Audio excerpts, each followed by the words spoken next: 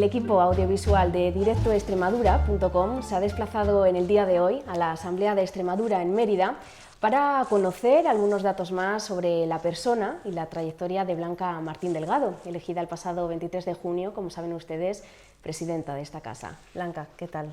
Hola, buenos días. Muy buenos días. Bueno, muchas gracias ante todo por recibirnos en tu despacho y por dejarnos conocerte un poquito más.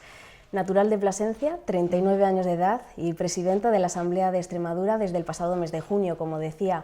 Hasta entonces, Blanca, podía ser una desconocida para muchos, pero hay que decir que tu experiencia en política ha sido extensa. Sin ir más lejos, fuiste asesora y colaboradora del presidente extremeño, Guillermo Fernández Vara. Y fui diputada también del 2003 al 2007, ahí sí, muy jovencita. Sí, la experiencia que llevo desarrollando además en Extremadura siempre ha sido vinculada a la política, aunque yo me haya dedicado a otras cosas. Pero sí, ya han pasado unos años desde el 2003 y he ido pasando por diferentes instituciones, lo que me ha dado la posibilidad de conocer internamente esta casa del 2003 al 2007 y del 2007 al 2011 lo que es la Junta de Extremadura, que es una casa bastante más complicada que esta. Muy bien, bueno, y nos encontramos precisamente en la 9ª legislatura de la Cámara, que resulta ser la más femenina de la historia. Son 31 escaños ocupados por mujeres y, bueno, te hemos escuchado a ti comentar muchas veces precisamente que quieres que esta casa que esta sea la legislatura de la igualdad, ¿no? Ha costado mucho llegar hasta aquí. Ha costado mucho, sobre todo, al final los diputados y las diputadas pertenecemos a partidos políticos y ha costado mucho dentro de los partidos políticos que dar el paso a que las mujeres en política parecía que no, simplemente bueno, pasábamos o estábamos. Incluso la renovación legislatura siempre se ha hecho y es algo que siempre he criticado internamente en mi partido a través de las mujeres, es decir, cuando llegamos a una renovación en el Congreso, en el Senado o en los parlamentos autonómicos, veíamos cómo las que se renovaban eran las mujeres y no los hombres, ¿no? Incluso el concepto de, en las direcciones de los partidos políticos, utilizar la palabra aparato ya siempre me ha parecido espeluznante. Y bueno, las cosas están cambiando porque simplemente la política tiene que ser un reflejo de la sociedad y en una población española donde las mujeres superamos en porcentaje a los hombres, pues es también ya normal y algo normalizado que las mujeres estemos en igualdad de condiciones, demostrando la valía que tenemos, que creo que es mucha, y sobre todo la experiencia que hemos ido adquiriendo a veces en segunda línea, llevarla a la primera línea de la política. Y además creo que la política, además de ser un reflejo de la sociedad, tiene que dar ejemplo.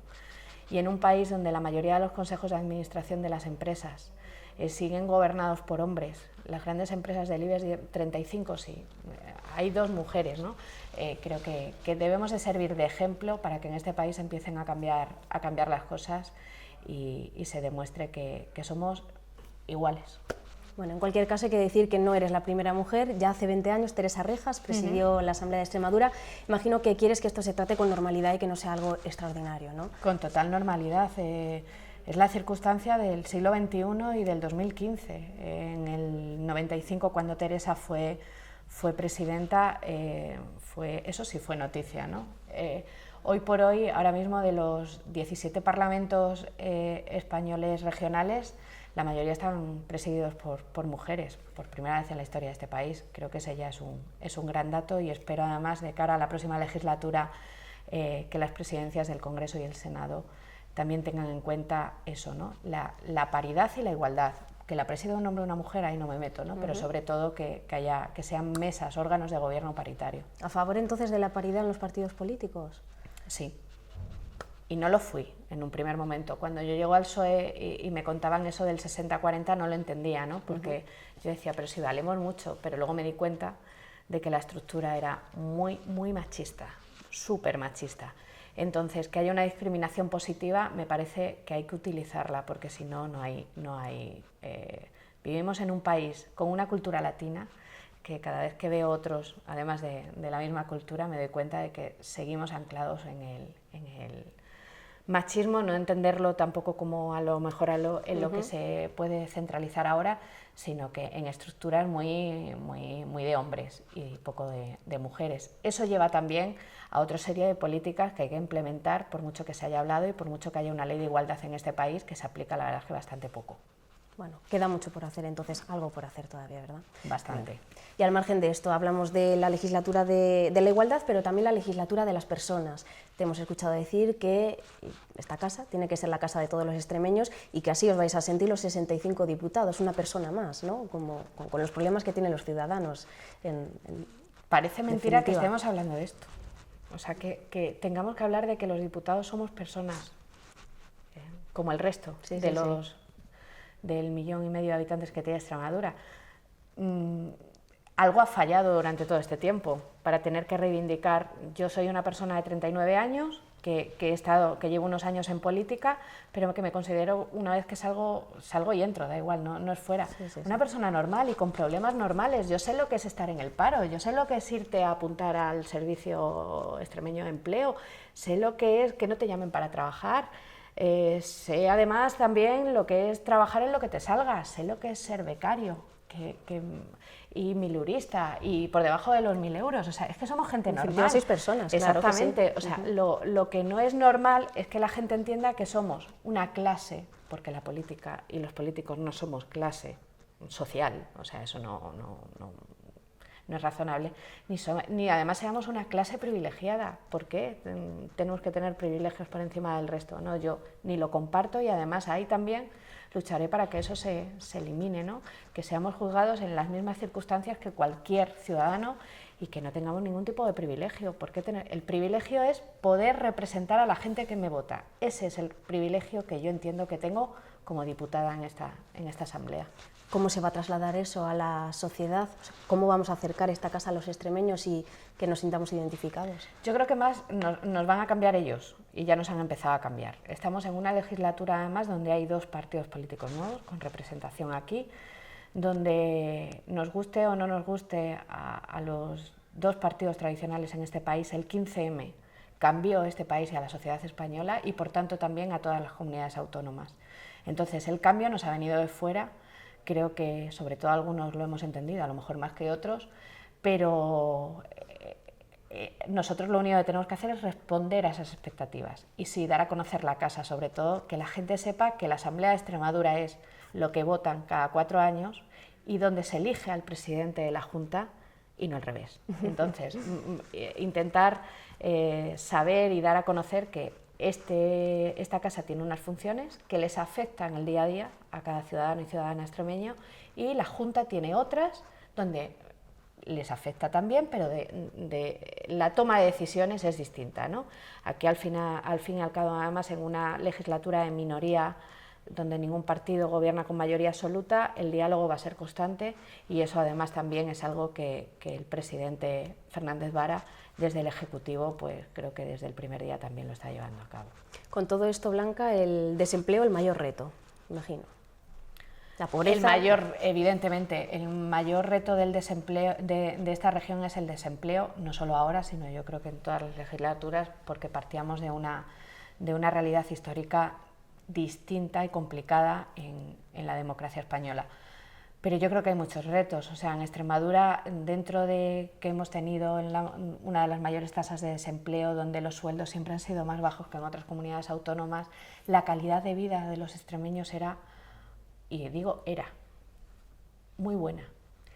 Y ver cómo la crisis económica ha afectado de una manera brutal a esta comunidad autónoma, donde la gente ha pasado hambre y frío en los inviernos, o los niños en verano había que abrir los comedores escolares porque no podían comer. Algo ha pasado en esta región, donde yo creo que ha sido un salto hacia atrás importante, ¿no? Entonces ese yo creo que es uno de los grandes retos, y que además se trate y se hable de la pobreza con total naturalidad en esta casa, ¿no? Que creo que también ha faltado un poquito hablar de ello y contar la realidad, simplemente lo que pasa en la calle. Te escuchamos también en ese discurso del 23 de junio, Blanca, hacer una mención especial a los agricultores y agricultoras extremeños, porque, como bien decías, trabajan duro y esto podría servirnos como ejemplo, ¿no?, de trabajo para todos.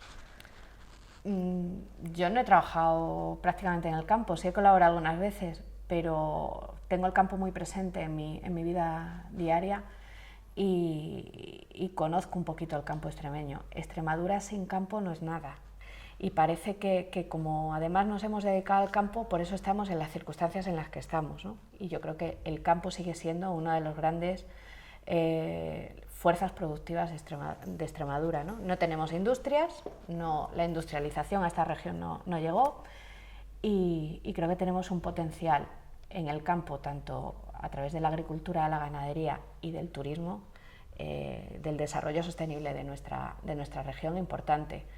Que la gente se levante como yo decía en ese discurso, a las 5 o las 6 de la mañana y mire al cielo, ya no como miramos muchos, que también lo utilizan ya, internet, a ver qué tiempo va a hacer, para poder recoger. Yo lo que más conozco es el norte de Extremadura, por lo tanto la cereza, por ejemplo, que no tiene seguros, que es un trabajo todavía casi de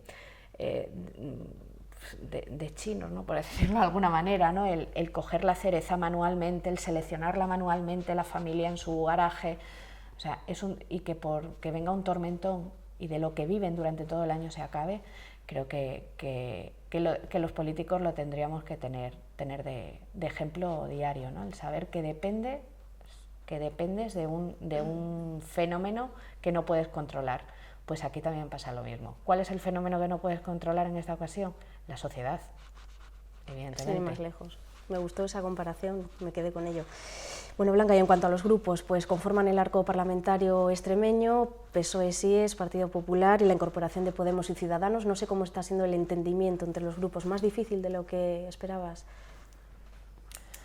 A ver, creo que no está siendo malo. Creo que requiere un esfuerzo al cual a lo mejor no había mucha experiencia en ello, ¿no? Y en cuanto a experiencia hablo de las dos vertientes, de los dos partidos que llevan desde la constitución de la comunidad autónoma aquí sentados, hasta los dos nuevos que se han incorporado, y además se han incorporado a una forma de trabajar que es muy automática, es decir, aquí hay procesos en la presentación de iniciativas, tal, que es todo nuevo para alguien para políticos o para grupos que no tienen experiencia en cómo va. Entonces hemos pasado una etapa de rodamiento y de ir, pero ha sido bien, ha sido buena. Ha habido cosas que a lo mejor no puede ser muy rígido al principio en cuanto a la presentación de una iniciativa, que hay a lo mejor un pequeño error de forma, pues darle paso, porque la gente estaba sentándose, ¿no? Y hay que ser un poco flexible.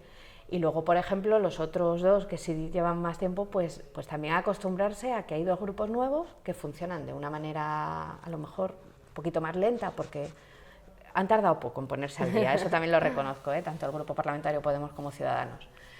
Pero bueno, creo que todo el mundo se está ya entendiendo. Hay en cuestiones que hay entendimiento y en otras que no, pero ahí está el mandato que tenemos de los ciudadanos, que han sido los que han dicho cómo querían que estuviese compuesta la representación de esta casa. ¿Cuál sería, por tanto, la clave para llegar a esos acuerdos, ¿no? Que redunden finalmente en el beneficio de los ciudadanos, que es lo que se persigue, buscar soluciones, ¿no? A los extremeños? Pues hablar, dialogar, tener siempre una postura un poco flexible, o sea, no puedes ir imponiendo tus criterios sobre el otro porque así no se llega a ningún sitio. Y va a ser la legislatura del diálogo constante, de hecho se nota, o sea, en el día a día. A lo mejor antes se dialogaba más de cara a la aprobación de una propuesta de impulso o de pronunciamiento en el Pleno. Ahora no, o sea, ahora hay que dialogarlo todo. Y en la mesa de la Asamblea pasa exactamente lo mismo. Estamos representados todos los grupos parlamentarios, ninguno tiene mayoría y por tanto hay que hablar antes de sentarte en una mesa, o incluso las mesas son muy largas, ¿no? Ahora la casa está así un poco expectante porque sabemos cuándo empezamos, pero no sabemos cuándo terminamos, porque hablamos, y hablamos mucho. Y eso está muy bien. Bueno, Blanca, ¿y cómo va a ser el futuro más próximo de la Asamblea de Extremadura, con casi 1 millón de euros menos en el presupuesto, ¿no? Aproximadamente? Pues nos ajustaremos el cinturón como llevan ajustándose la vida normal de los extremeños y las extremeñas desde el año 2008. Es verdad que el presupuesto se ha ido reduciendo en las últimas legislaturas y que en esta legislatura pues toca apretárselo un poco más y bueno, pues yo creo que habrá que ajustar de aquello que podían ser ciertos lujos que no podían valer o que no eran trascendentales para el funcionamiento de la Asamblea, y los destinaremos en otros donde no sé si objetiva o subjetivamente creemos que pueden ir mejor gastados en este caso. Yo creo que esto es como gestionar al fin y al cabo una casa, ¿no? donde todos hacemos la lista de la compra, compramos y pagamos la luz. Pues bueno, es una casa un poco más grande, con un poquito más de gente, pero donde todos tenemos que apretarnos el cinturón. De hecho, ya lo hemos venido haciendo antes incluso de la tramitación del borrador de presupuestos, en cuestiones como que los diputados ya no cobran kilometraje por venir hasta Mérida, que además ha causado mucha polémica, porque a lo mejor incluso no es muy justo, porque no es lo mismo el diputado que vive en Mérida o en Arroyo San Serván al que vive en Casar de Palomero o en Jerez de los Caballeros, ¿no? Al final cobran todos igual, pero es verdad que el gasto es distinto, ¿no? Pero bueno, creo que es asumible. Hemos reducido la asignación de los grupos parlamentarios en un acuerdo de la mesa, y esto creo que es la primera vez que lo digo públicamente, el 5%, y los diputados y las diputadas no vamos a tener el gran tema que interesa tanto, móviles de la casa, ¿no? Ha sido la gran controversia y el gran foco, ¿no? de eso, de lo que ha cambiado la política, ¿no? ¿Van a tener los diputados móviles? ¿No van a tener móviles? Pues no van a tener ni móviles, ni ordenadores, ni tabletas, que los compren como quieran, bien a través de la asignación de los grupos parlamentarios o de los presupuestos que tengan o a través del bolsillo de cada uno. Bueno, pequeñas medidas que pueden ayudar mucho. Y que se va a notar, por eso podemos recortar ya de cara a los próximos presupuestos de la comunidad autónoma. Muy bien, Blanca, ha sido un placer hablar contigo. Desde aquí nuestro agradecimiento y te deseamos pues, los mayores logros en esta legislatura. Pues muchísimas gracias a vosotros por venir y por hacer la labor que estáis realizando en esta región. Muchas gracias.